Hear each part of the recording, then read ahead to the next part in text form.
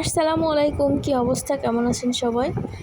আমি আর হৃদয় আপুদের বাড়ি চলে গেছিলাম ঈদের কিছুদিন আগে। প্রচণ্ড গরমও ছিল আর আম পাকা শুরু করেছিল, এই জন্যে তো রেডি টেডি হয়ে এই তো বেরিয়ে পড়েছি। হৃদয়ের হাতে একটা ব্যাগ ধরে দিয়েছি বলে আমাকে কিছু বকাও দিল। আর এত গরম ছিল আসলে কি বলবো।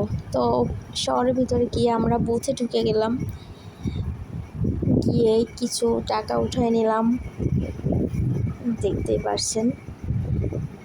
আর এই তো টাকা উঠানো শেষ করে আমরা মিষ্টির দোকানে চলে গেলাম মিষ্টি কেনার জন্য। মিষ্টি কেনা শেষ করে এবার আমরা লিচু কিনতে চলে গেলাম। লিচুও শুরু হয়েছিল, আম লিচু কিন্তু একসঙ্গেই পাকা শুরু করে।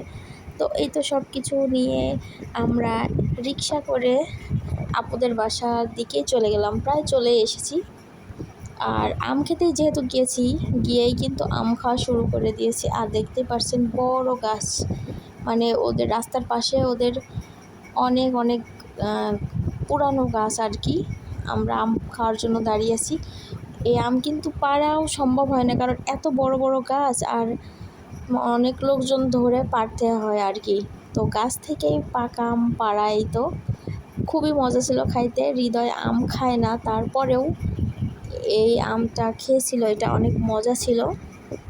দেখতেই পারছেন ও কি মজা করে আম খাচ্ছে সবাই। আর আমরা এত রাতে রাত্রে 12টার দিকে এসে আম বাগানে রাস্তার এসেছি পাশে আর আম বাগানে মাশাআল্লাহ আম কি কুড়াচ্ছি। সুন্দর পাকা আম,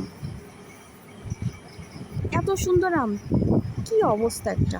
পরের দিন সকালে কিন্তু, সকালে বলতে প্রায় দুপুরের দিকে আমরা পিঠা খাবো। আর এই চিতই পিঠাটা আমার আর হৃদয়ের খুব পছন্দ, শাক দিয়ে খুবই ভালো লাগে। তারপরের দিন কাঁঠাল সিদ্ধ খাবো, আর এর মাঝে কাঁচা আম ঝাল মরিচ দিয়ে একটু খেয়ে নিলাম। এটা খুবই বেশি মজা লাগে।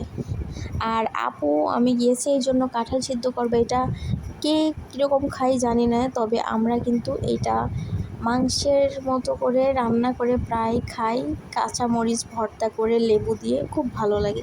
তো আজকের ভিডিওটা এই পর্যন্তই। আল্লাহ হাফেজ।